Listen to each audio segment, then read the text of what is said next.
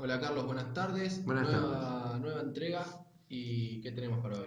Bueno, para hoy y para otra vez también creo tenemos algo que nos convoca a todos los argentinos en el mes de julio, que no solamente son las vacaciones, sino también la conmemoración de nuestra independencia, que este año es muy especial porque se cumplen 200 años de la Declaración de Independencia, de la que voy a tratar de ir, digamos, desilvanando un poco la intrincada red de hechos, por lo que aclaro, me voy a dedicar exclusivamente al proceso de independencia y no a las campañas militares que acompañaron todo esto, porque si no, no terminaríamos más. O sea, todo estuvo, digamos, siempre acompañado de campañas militares, pero también de grandes disensos entre nuestros hombres argentinos, ¿no es cierto? Entonces, o tratamos un tema o tratamos el otro. El tema es la independencia. Otros días dedicaremos más tiempo, digamos, a las luchas entre nosotros mismos. Hoy no vamos a recordar todo lo que nos peleamos. Pero por eso yo quería comenzar, si me permitís, con una oda que escribió Jorge Luis Borges en 1966, justamente cuando se cumplían los 150 años de la independencia argentina. Quiero aclarar que digamos, las actividades que tenemos en Coali también tenemos taller literario. Bueno, esta oda muchas veces ha sido leída. En los griegos generan dos tipos digamos, de construcciones poéticas. Una es la oda y otra es la elegía. La oda es un canto o una composición poética alegre o jocunda o digamos que encomiable con respecto a un hecho. La elegía, todo lo contrario, ¿no? La elegía es triste, es dramática, trágica, ¿no? Acá vamos a leer Oda escrita en 1966 para iniciar el tema de la independencia, escrita por nuestro gran Jorge Luis Borges. Dice, nadie es la patria, ni siquiera el jinete que alto en el alba de una plaza desierta rige su corcel de bronce por el tiempo, ni los otros que miran desde el mármol, ni los que prodigaron su bélica ceniza por los campos de América, o dejaron un verso o una hazaña o la memoria de una vida cabal en el justo ejercicio de los días. Nadie es la patria, ni siquiera los símbolos.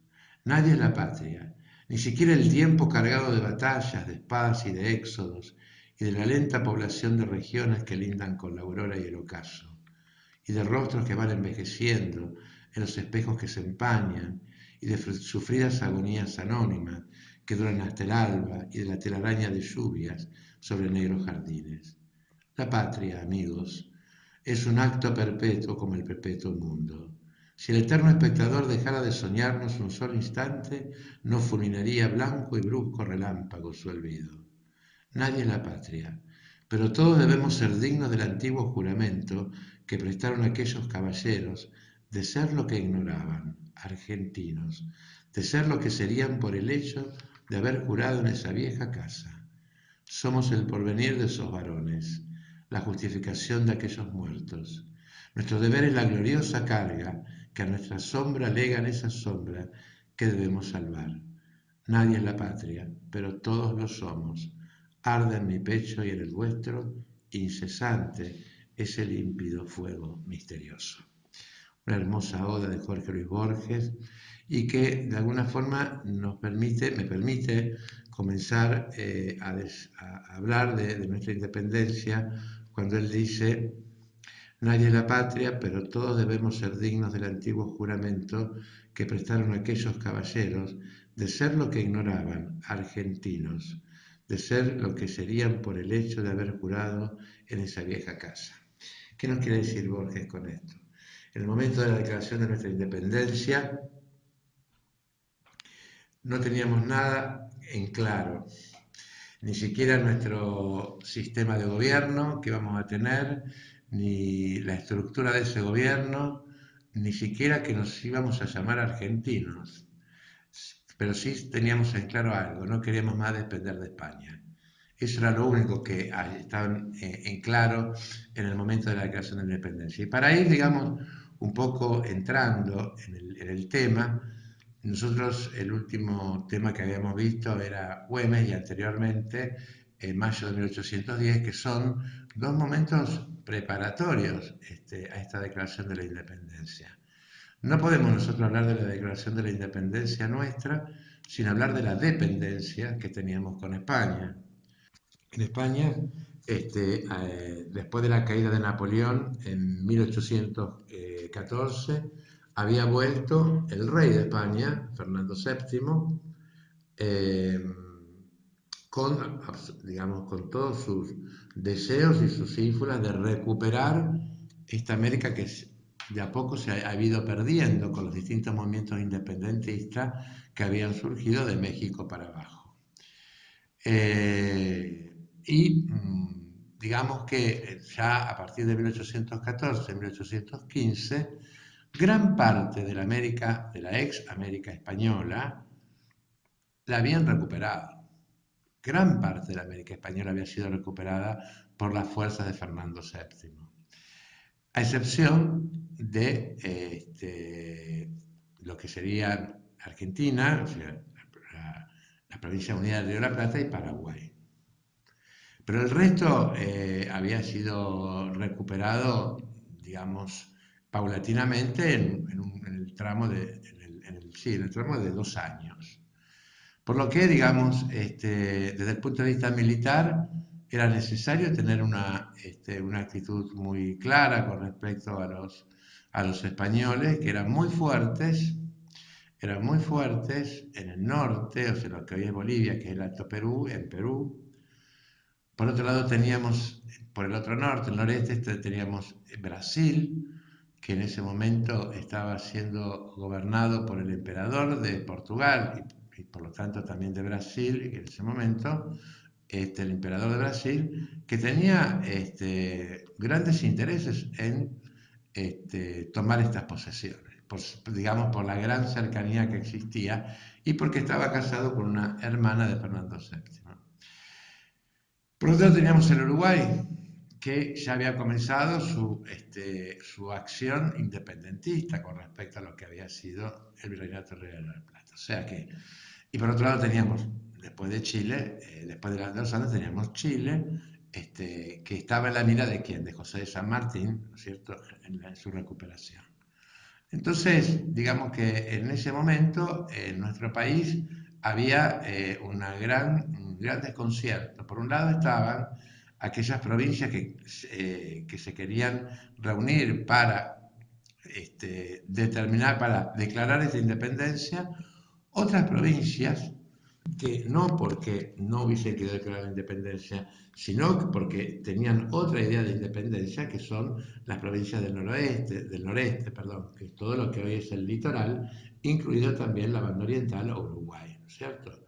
Estas provincias, según ellas, habían declarado la independencia en 1815, pero no hay nada oficial al respecto de eso. Entonces, digamos que en Buenos Aires ya se habían sucedido distintos gobiernos. Habíamos visto la Junta, ¿cierto?, la Junta de Mayo, la Junta Grande, el primer triunvirato, un poder ejecutivo dividido, digamos, en manos de 3 personas, un segundo triunvirato, ¿cierto?, y una asamblea constituyente de 1813 que había dado muchos pasos adelante, como por ejemplo, bueno, ya decretar lo del himno nacional, que iba a ser nuestro himno nacional, darle vigor a la escarapela de Belgrano, declarar la libertad de vientre, es decir, que significaba que todos aquellos que eran hijos de esclavos iban a ser libres, ¿cierto? O sea, se mantenía la esclavitud, pero todo aquel que fuera hijo de esclavo iban a ser hombre libre o mujer libre.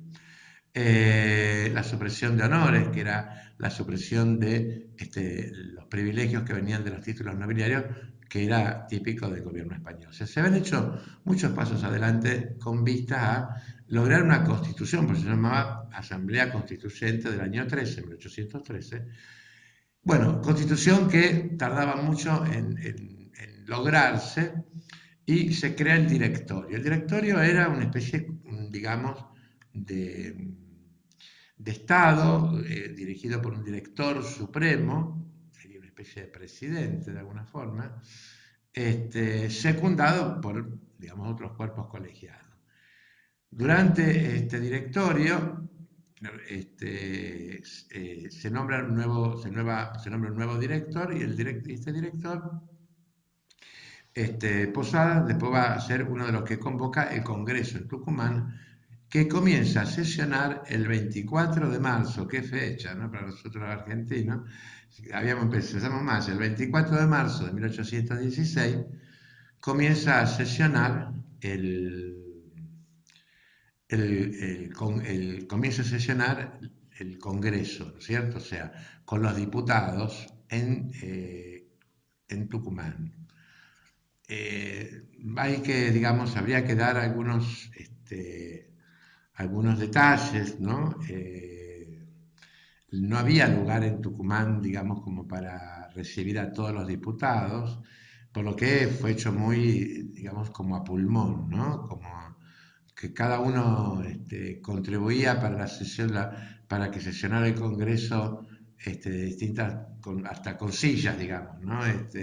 Mesas, digamos, hospedar a los diputados que llegaban, y sesiona en la casa de doña Francisca Bazán de Laguna, que es la casita de Tucumán que nosotros conocemos, la del Villica, ¿no? Aunque, bueno, después fue, vamos a hablar un poquito, fue destruida y reconstruida, pero aún conservamos, sí, lo que conservamos de esa casa de Tucumán es el lugar donde la habitación, el recinto donde se declaró la independencia. El Congreso de Tucumán se reúne con 4 o 5 objetivos muy claros, que son, primero, insistir en las provincias, con las provincias, en la necesidad de mandar sus diputados para que sesionen. O sea, la necesidad, porque había muchas provincias, como dije, que no habían mandado sus diputados. Entre esas Santa Fe, Entre Ríos, Corrientes, ¿no es cierto?, no habían mandado sus diputados. Por una cuestión de diferencias con lo que había convocado el Congreso. Después, declarar la independencia, que era bastante, digamos, difícil, porque declarar la independencia era, de alguna forma, declararse oficialmente enemigos de España. España nos consideraba miembros de su imperio.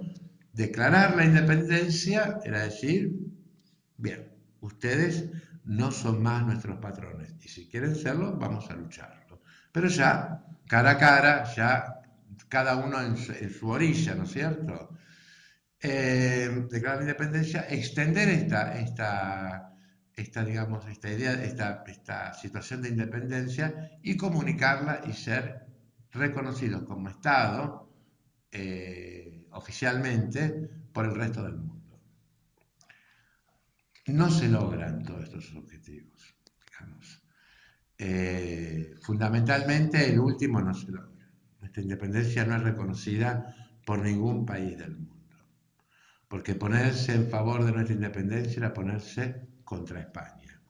Entonces era ponerse contra toda una potencia, y no estaba dentro de lo que se podía hacer. En América estábamos muy solos, no podíamos pretender el reconocimiento del imperio del Brasil, cuando el Brasil tenía sus intereses en querer incorporarnos a su imperio, no iba a reconocer nuestra independencia. El resto de América, como dijimos, estaba muy cercado y muy dominado por los españoles.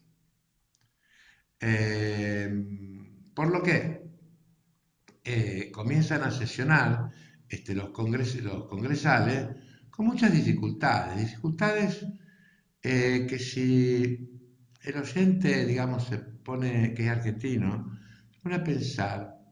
Imagínense que casi todas las provincias, las ciudades que estaban reunidas ahí con sus representantes, no habían tenido ninguna relación de ningún tipo, sino que otro, digamos, de comercio, desde su fundación hasta ese momento.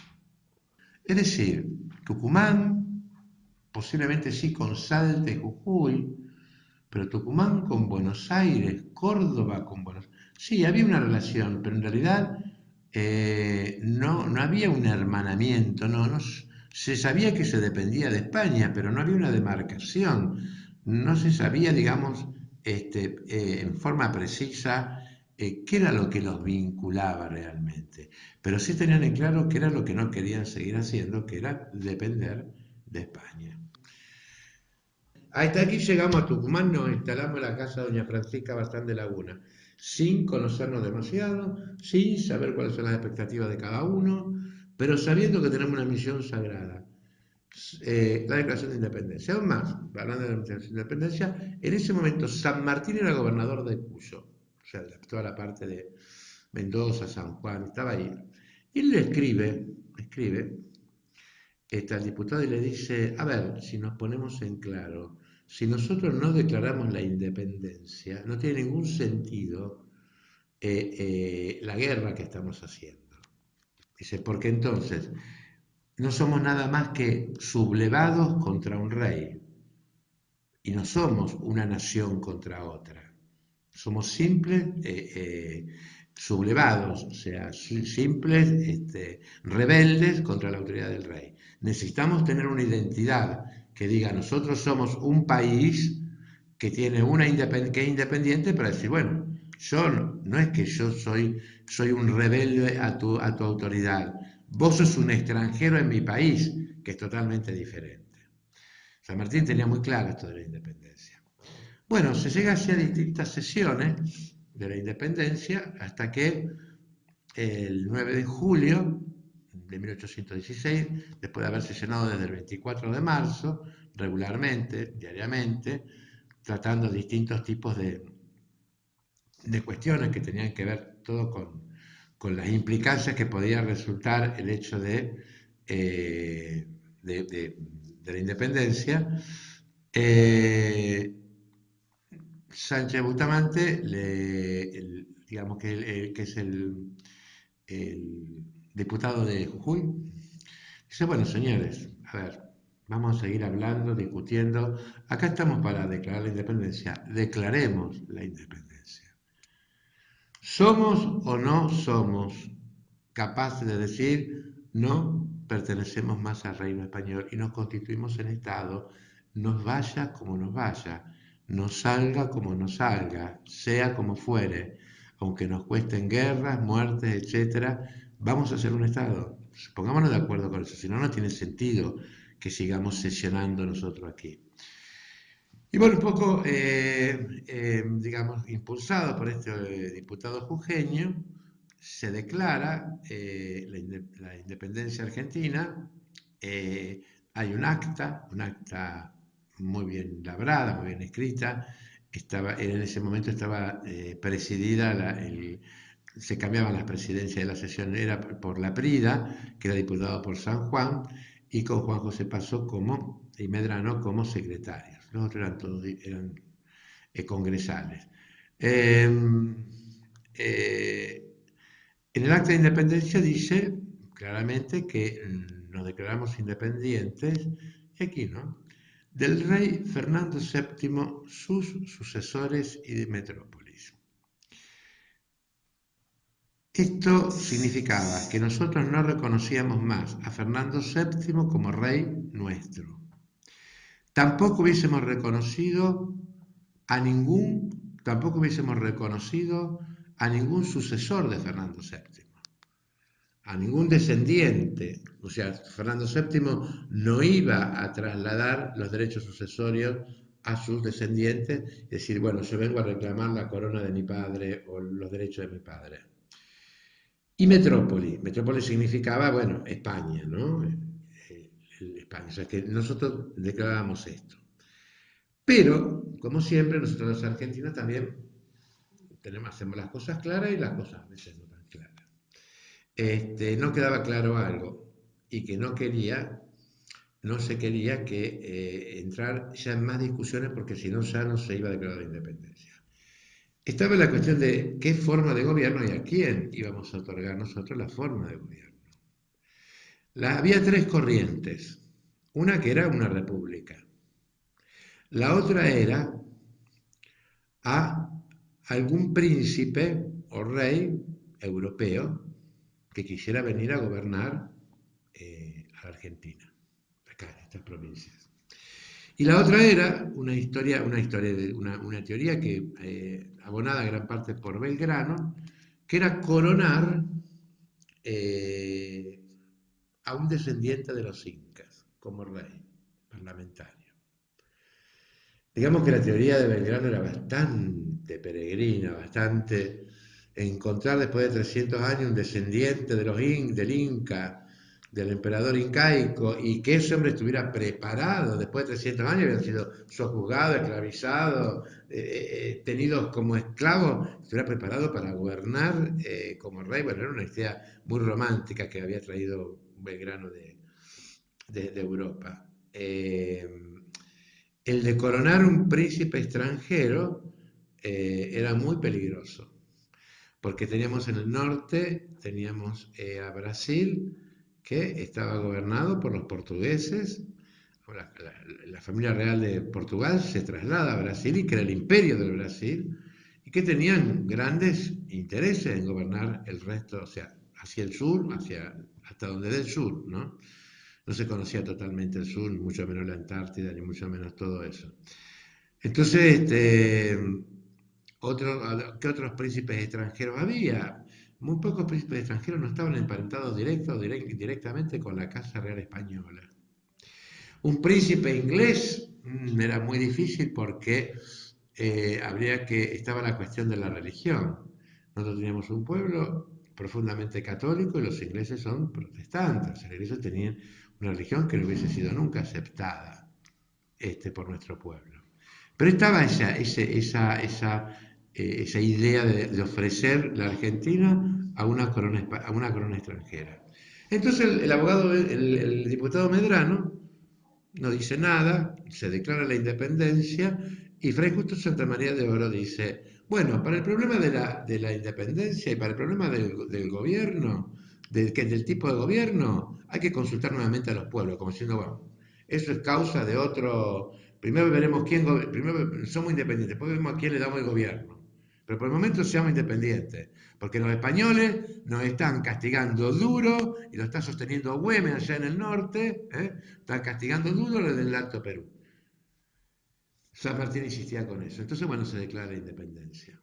Y 10 días después, el diputado Medrano, en una sesión cerrada, o sea, no llama a todos los congresistas, donde dice, la cláusula que dice, o la partecita que no es una cláusula, que dice que las Provincias Unidas de Sudamérica se declaran independientes de Fernando VII, sus sucesores y metrópolis, él agrega y de toda otra dominación extranjera. Con eso, que no lo vieron los otros, tiraba por tierra la posibilidad de que fuera a ser ofrecida la Argentina a un rey extranjero. Pero no lo quiso tirar en el debate, porque si lo tiraba en el debate se iba a estar todavía por declarar la independencia. Entonces él separa las cosas.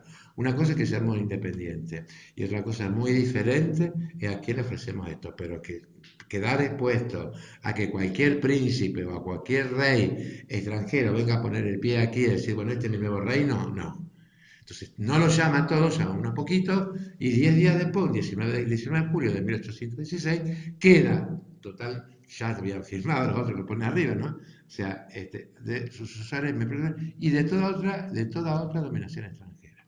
Es una cosa que hay que saber. En realidad, el acta de independencia se hace el día 9, pero termina de ser, en su forma como la conocemos nosotros, el 19 de julio de 1816. Ahí tenemos nosotros ya la declaración de nuestra independencia.